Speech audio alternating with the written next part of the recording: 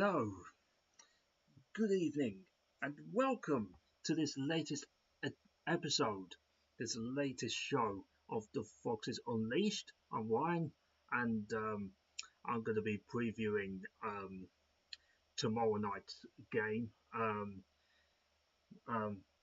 which is Leicester City versus West Bromwich Albion. It kicks off at 8 o'clock tomorrow.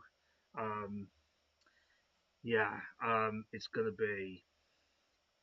Well, it better be more of a better game than we had New Year's Day, um, because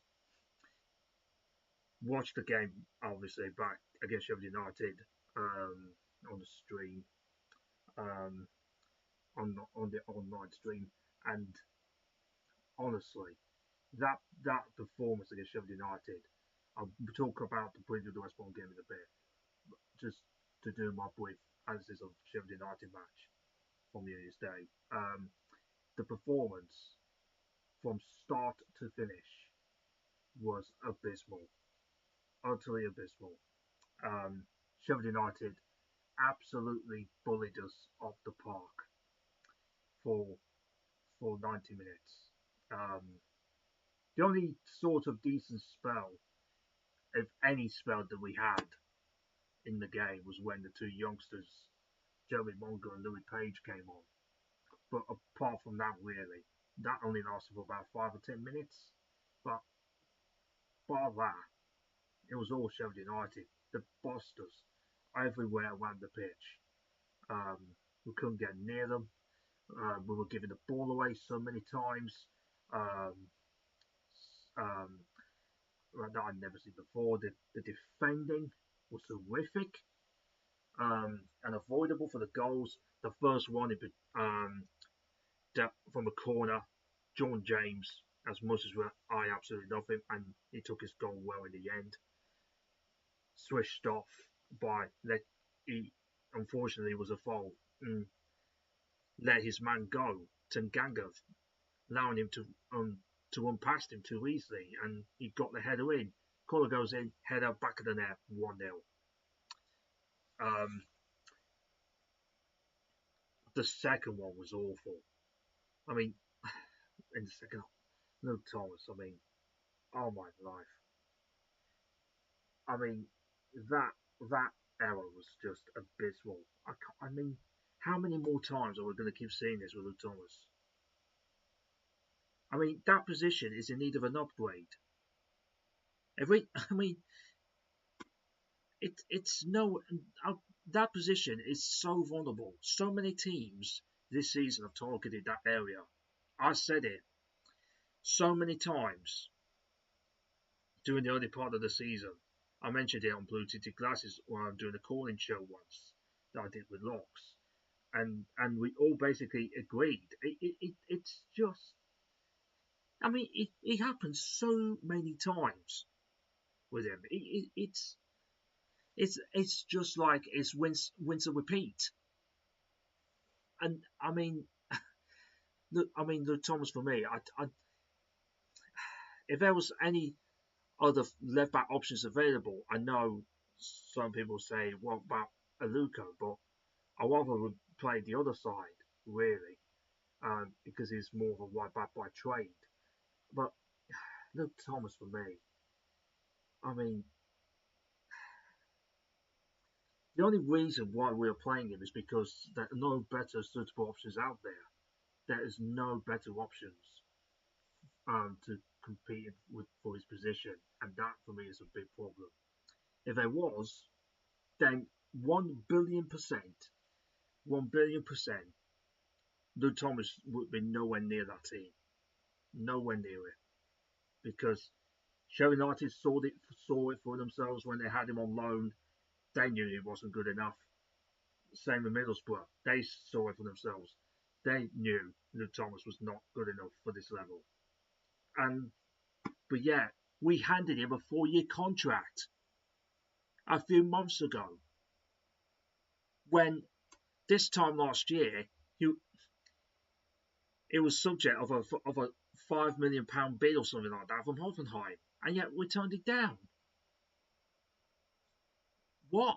I just don't get that. I mean, why was still persisting?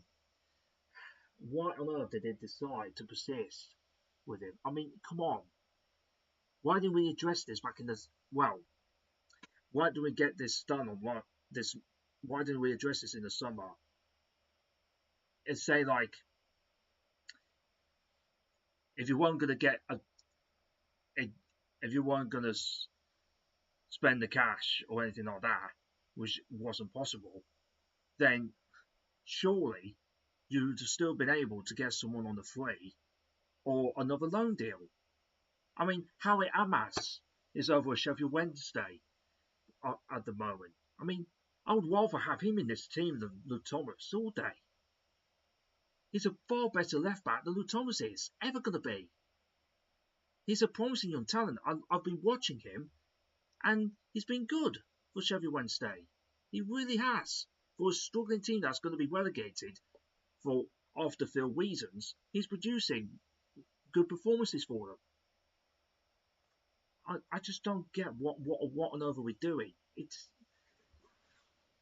I mean, this area for me should be addressed, and I just don't see it, the club doing it. I just don't. And the longer you don't address it, many other, I mean, throughout the second half of the season, many other teams are going to target it. So yeah, Luke Thomas gets bullied by, I think it was Andre Brooks, I believe it was, down obviously their right hand side. He pulls the ball across, and Tom Cannon yet again finishes it off. I mean, come on, another player. We could have done with giving hold of. Tom Cannon, he plays against us twice and scores twice.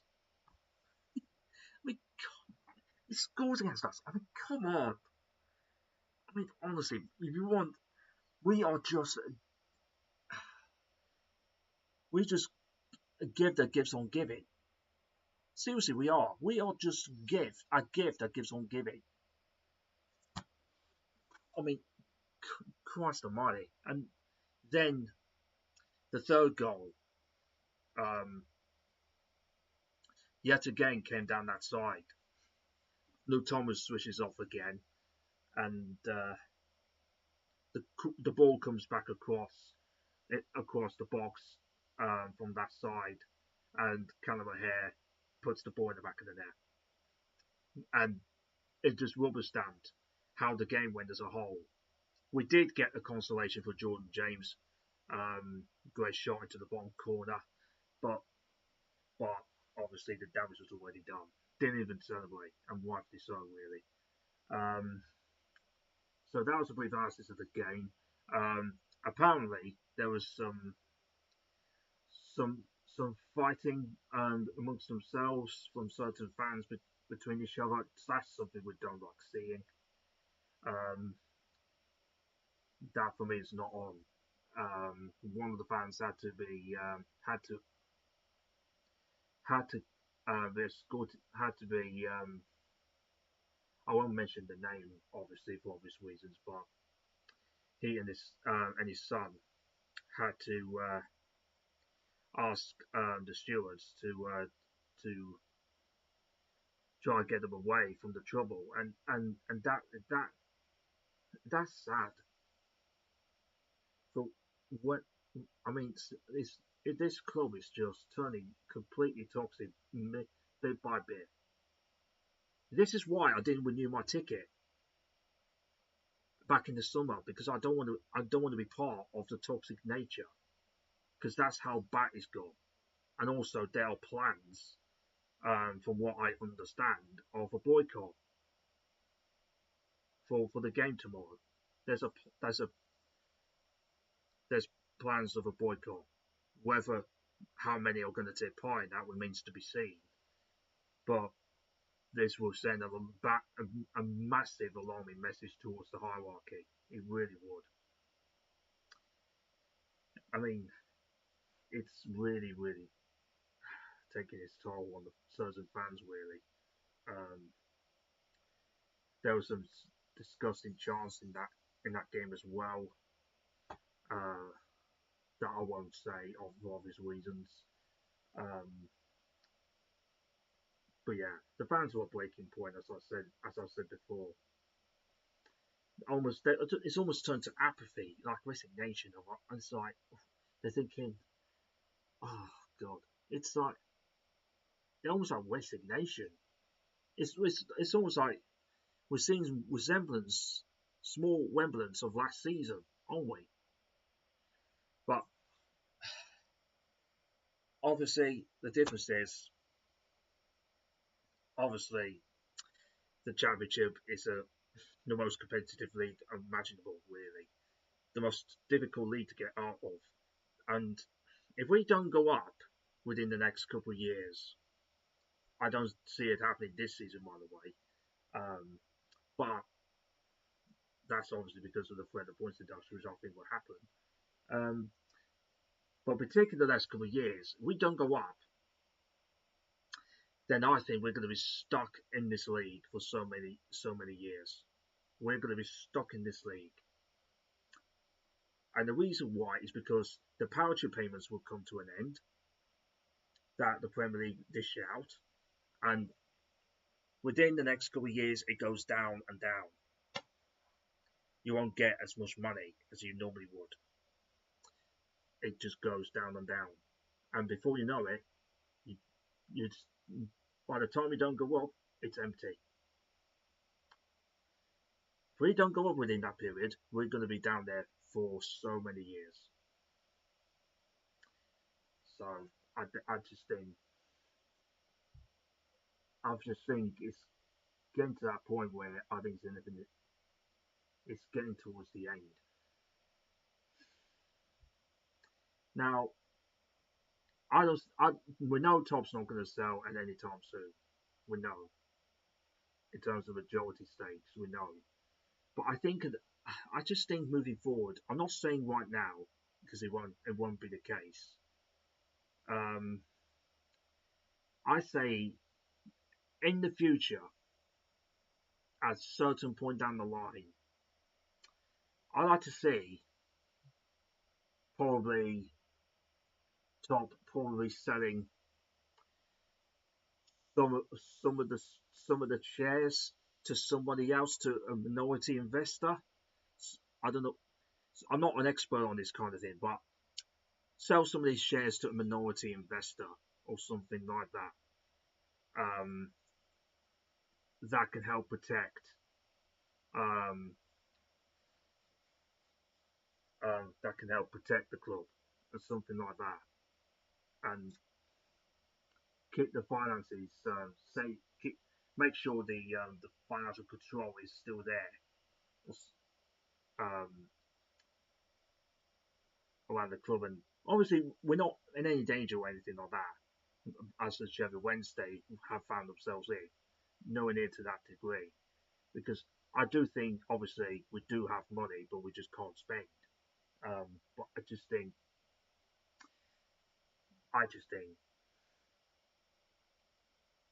I just doubt whether Tom really, really wants it.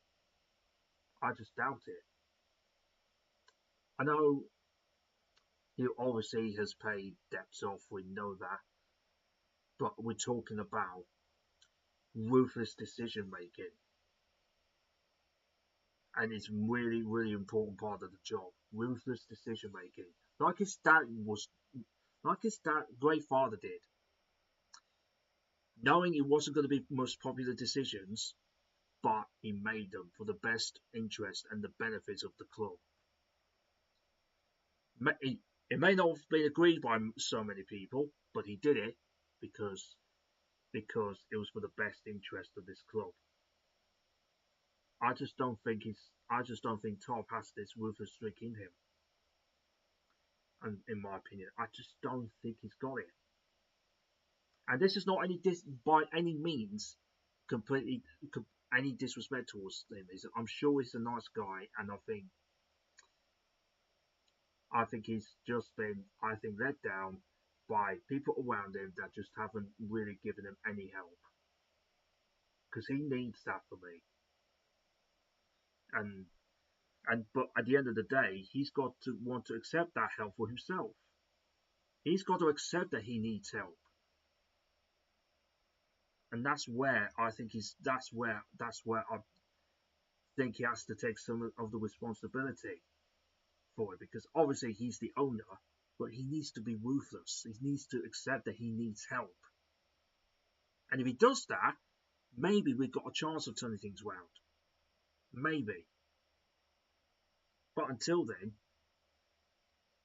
it's things are not going to get any better. It's only going to get worse. So yeah. Um. Anyways, I'll move on.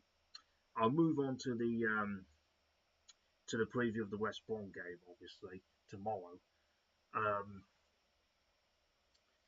So what I'm going to do is come up with this lineup builder. I know this is going to be slightly different. Um. Just bear with me a second.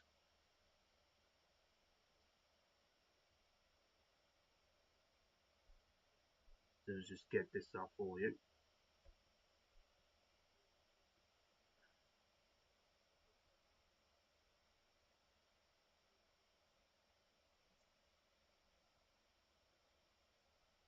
Okay.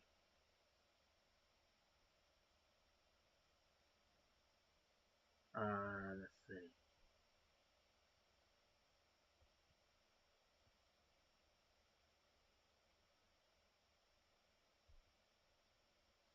Right. Hopefully, it should be working now. Um, let's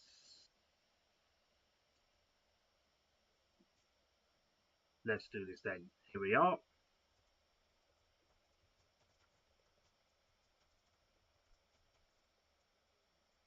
That's the rule.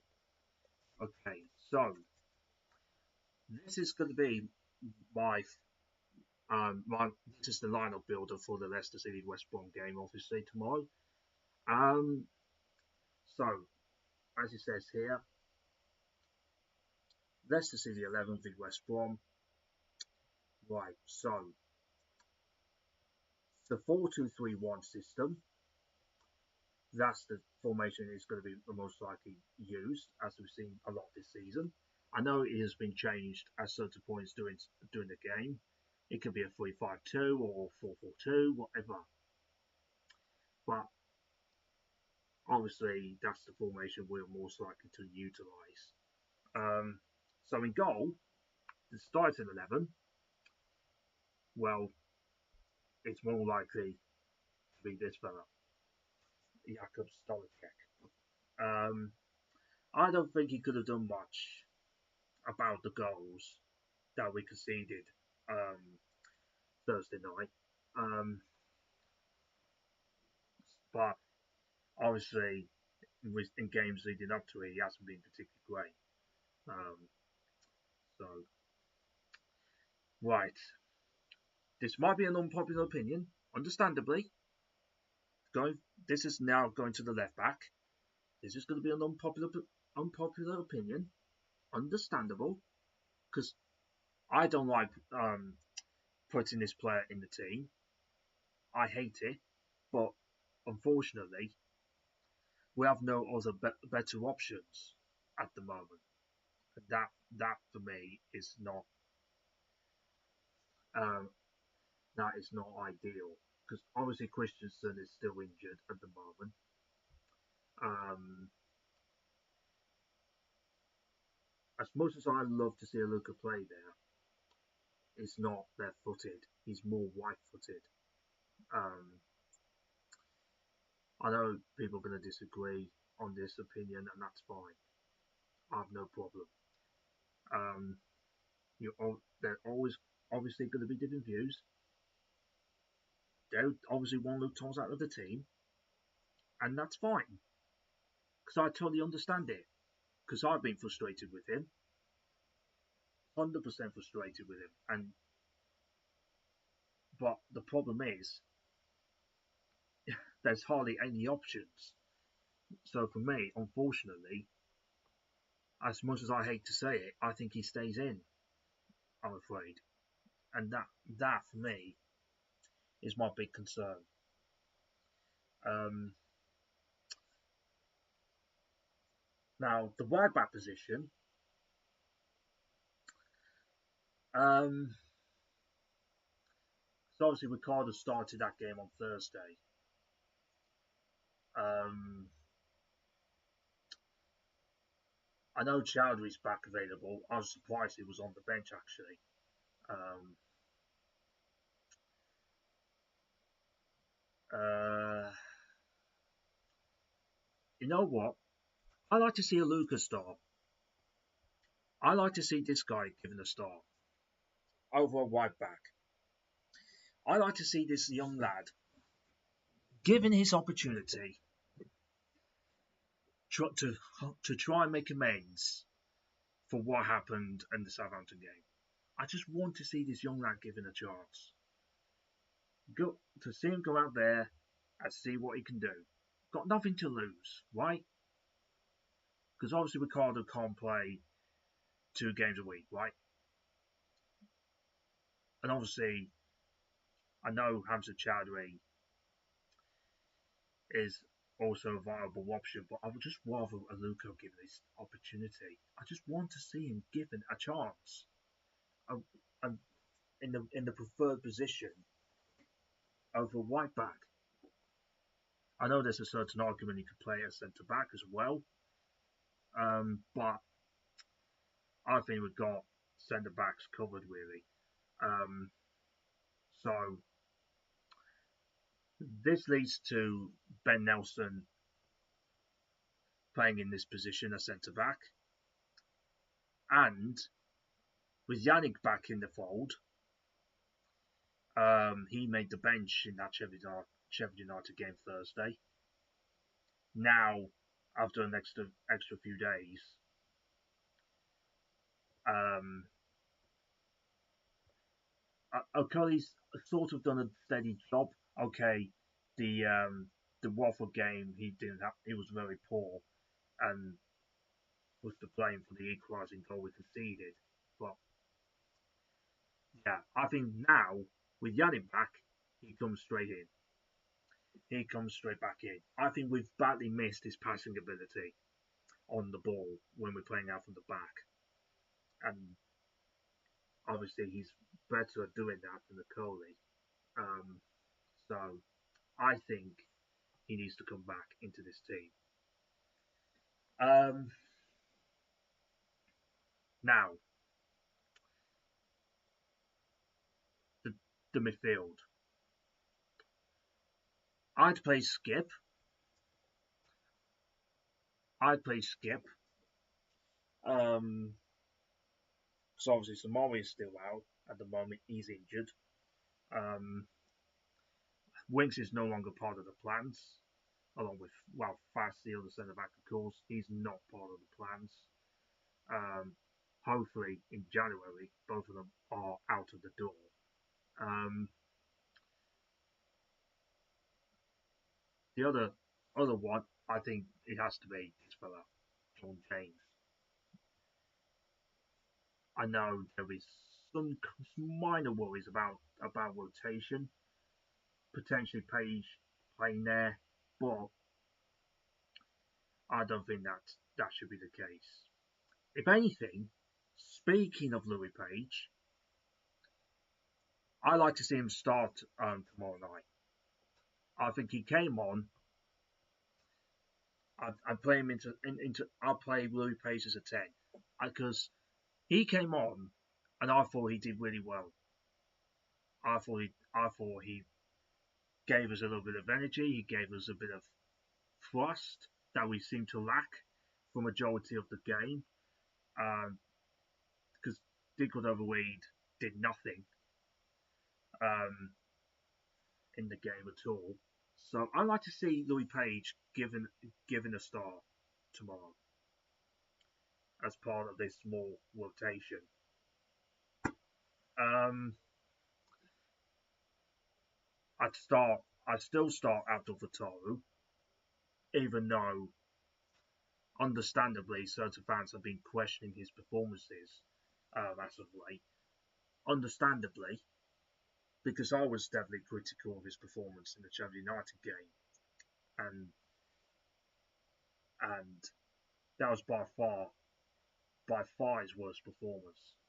I mean, I can't remember him having a game as bad as that.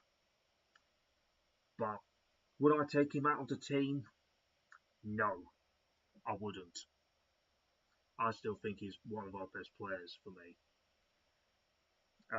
So I don't think it's right to take him out because his confidence then will be even lower the moment you do it. The left wing position, hmm, this is a tricky one because Monga's done Monga in the Sheffield United game as well. He impressed when he came on. Um, this is a tricky one for me because Mavrodides started um, a lot of games during the festive period.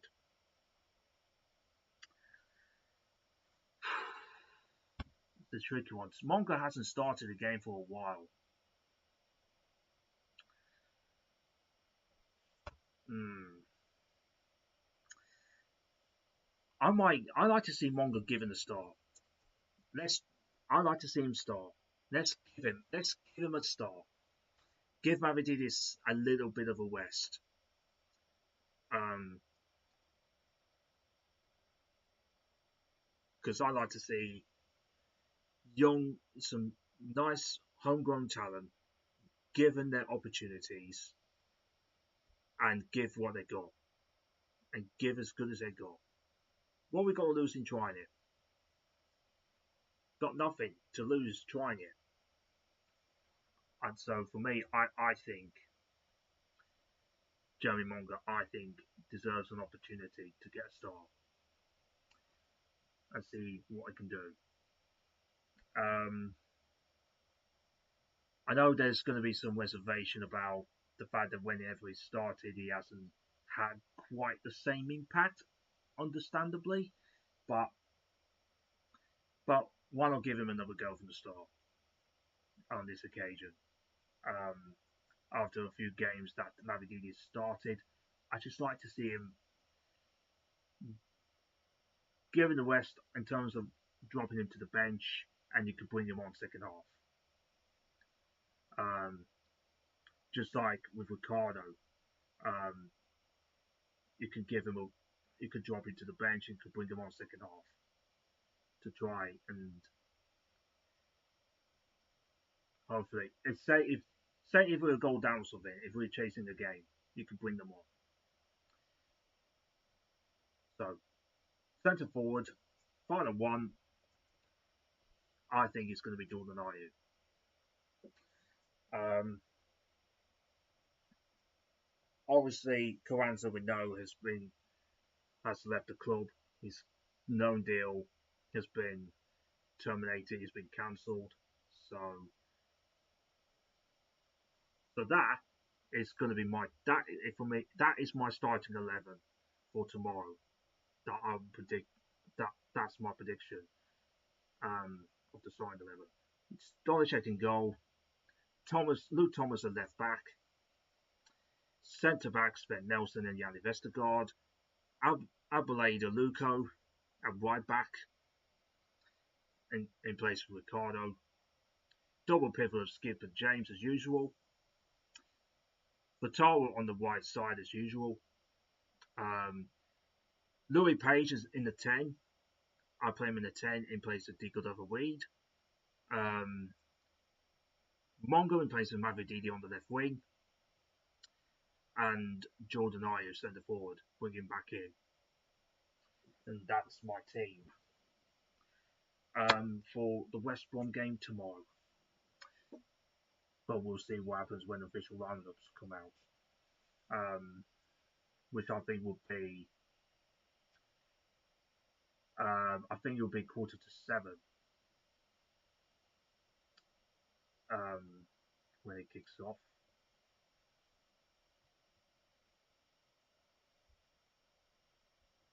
Let me just bring it back up for you.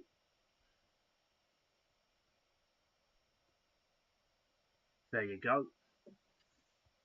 So that for me, that is my um, predicted lineup for tomorrow against West Bromwich Albion, um, who currently are on a bad run away from home themselves, 9 games without a win on their travels. But yeah, it's going to mean absolutely nothing because when we played Watford, they had the lowest away points tally or something like that, and yet they came here and won. So, like I said, we'll give that gives on giving. West Brom may walk up to our place, despite having a shit run away from home, 9 games without 9 straight losses, I think it is, on their travels. They'll come here and win. I mean, come on, it'll be so predictable if we end up losing to them. It just rubber stamps it. We are a gift that gives on giving. I mean, Christ almighty. I mean, the club have sucked the life out of me. Well, pretty much since since January last year. I mean, it was coming up to a whole year now. So would I be shocked that we end up losing? No, I wouldn't, because I don't know what. I mean, because I'm not surprised anymore. We might win a game or two, somewhere down the line, but it won't make any difference because we are so consistently inconsistent. Graham mentioned it on the blue tinted glasses a couple of times that that he thinks that we're an average team, and I agree with him. He's absolutely right. We are an average team. I mean, are we really surprised by the fact that we are in the position we're in? Seriously, we're not, are we? Um, Let me just have a look at the table and see where we're at, because obviously there've been some championship games today. Um, Let me just get it back up again. Automatically just switched off for some reason.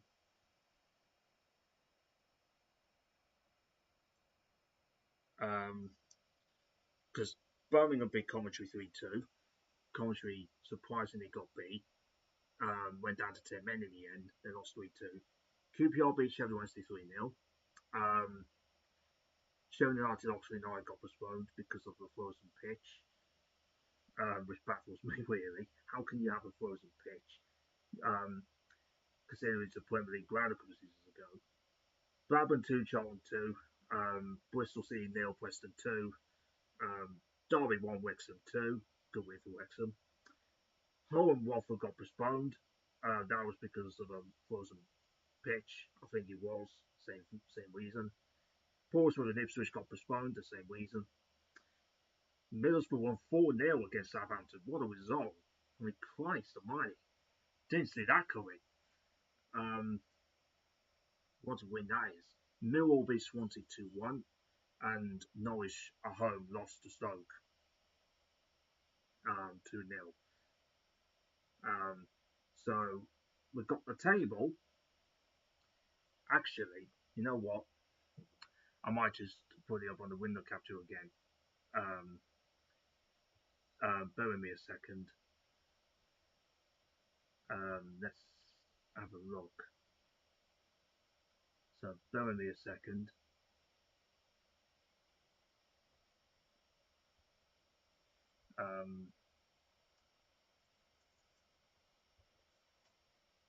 Sorry, just bear with me a second.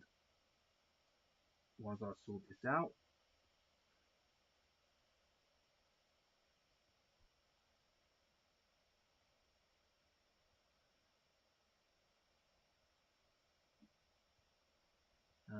Let's have a look.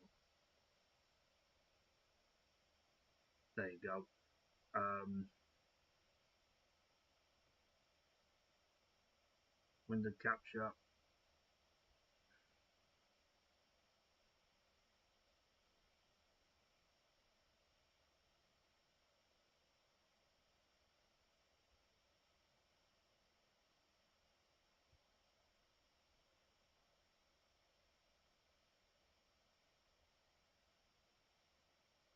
Hmm,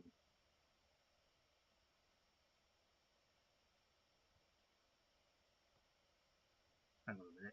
Let's have a look. Let's try again. Sorry about this. It's taking a quite. It's taking quite a bit of. It's taking a bit longer than I anticipated with this one.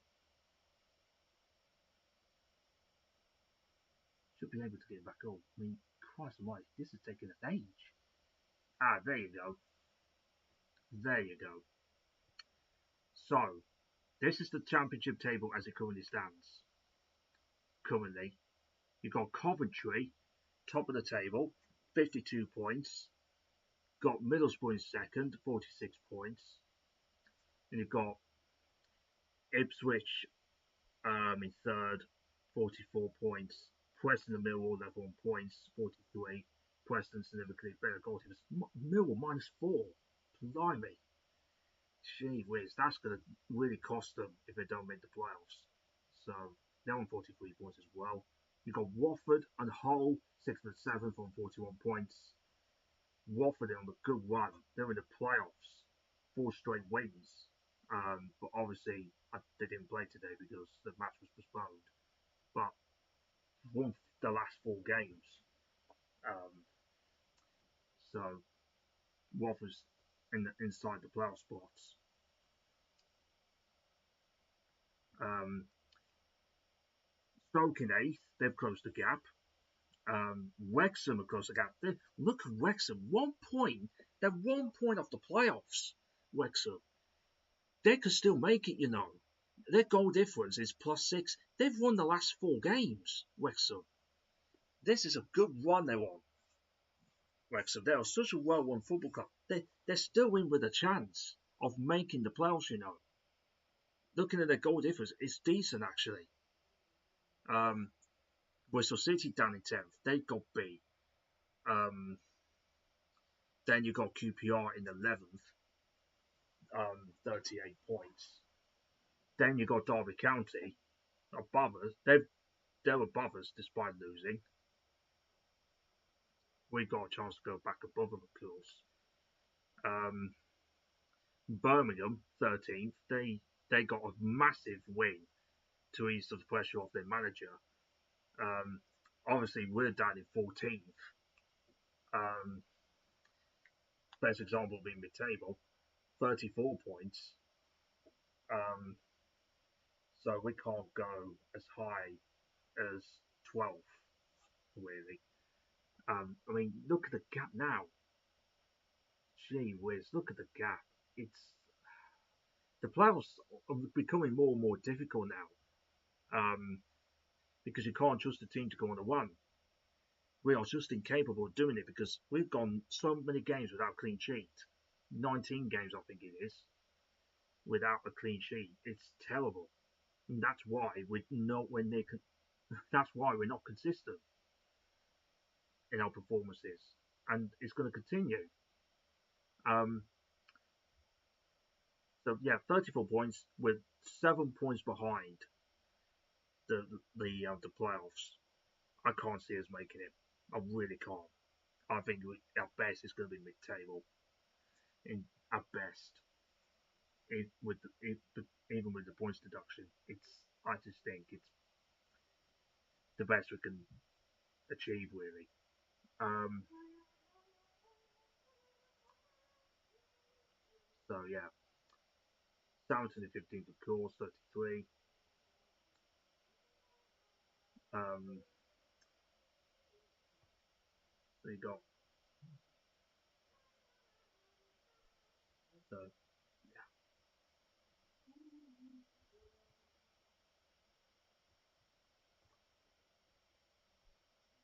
so yeah, you got Sheffield United, Swansea on 32 points, West Brom 31, John 29, Blackburn 28, Portsmouth on 25, showing West pretty much gone. Oxford and Norwich, final two relegation spots. So, anyways, I'm going to leave it there. Thank you for for listening.